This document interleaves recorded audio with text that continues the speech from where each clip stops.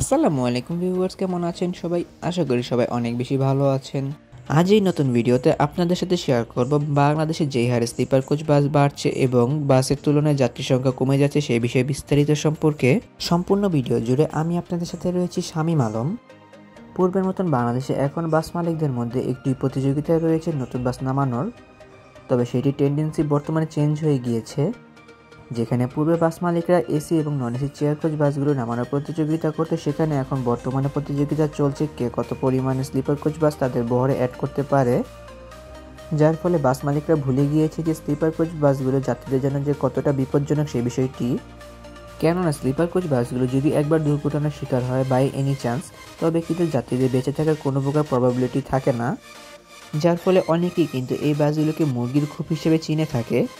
এবং বাংলাদেশের অধিকাংশ স্লিপার কোচ বাসগুলো নির্মাণ করা হয়েছে ভারতীয় ব্র্যান্ড আশোক লেল্যান্ড ব্র্যান্ডের চেসিসগুলোর উপর, যেখানে বাংলাদেশের অনেক বাস মালিকরা কিন্তু এই ব্র্যান্ডের বাসগুলো তাদের বহরে এখন পর্যন্ত যুক্ত করেনি, যা চেয়ার কোচ হোক বা স্লিপার কোচ হোক।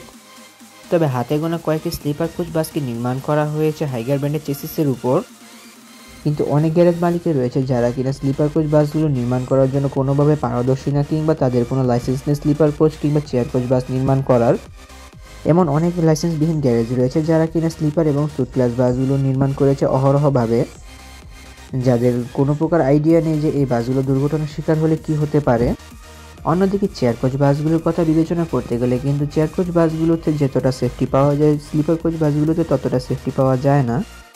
এছাড়া মালিকদের দিক থেকে বিবেচনা করতে গেলে বাস মালিকরা মনে করে যে যেহেতু সুট ক্লাস বাসগুলো একসঙ্গে 43 জন যাত্রী বহন করতে পারে, সো দ্যাট এই বাসগুলোতে মুনাফা কিন্তু বেশ অনেকটাই হয়।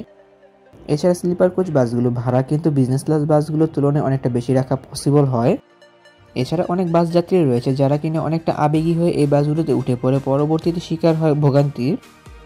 গত 4 বছর আগে মানে কোভিড-19-এর আগে কিন্তু এইসব বাসগুলোর ট্রেন্ডিং বাংলাদেশে ছিল না বললেই চলে। তখনকার সময় বাস মালিকরা তাদের বহরে অ্যাড করতে বিজনেস ক্লাস এবং ইকোনমি ক্লাস, এসি এবং নন এসি বাস, যা বলতে গেলে বর্তমানে ঈদের চাঁদ।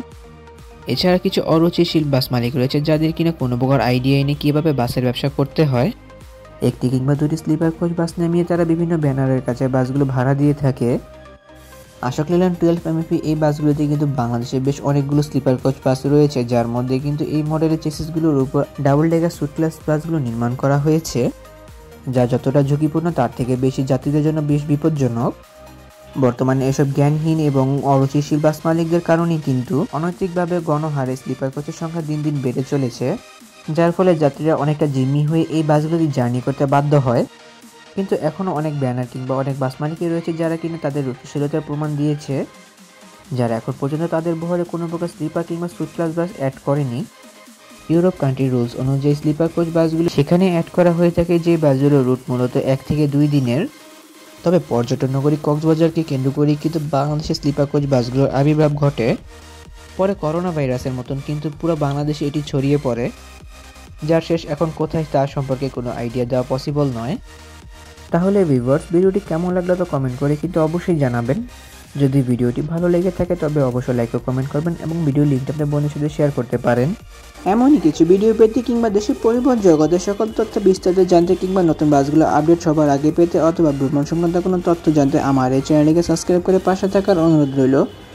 খুব শীঘ্রই ফিরছি নতুন কোনো ভিডিও নিয়ে, সে প্রত্যাশায় আজকের ভিডিও এখানে শেষ করছি। আল্লাহ হাফেজ।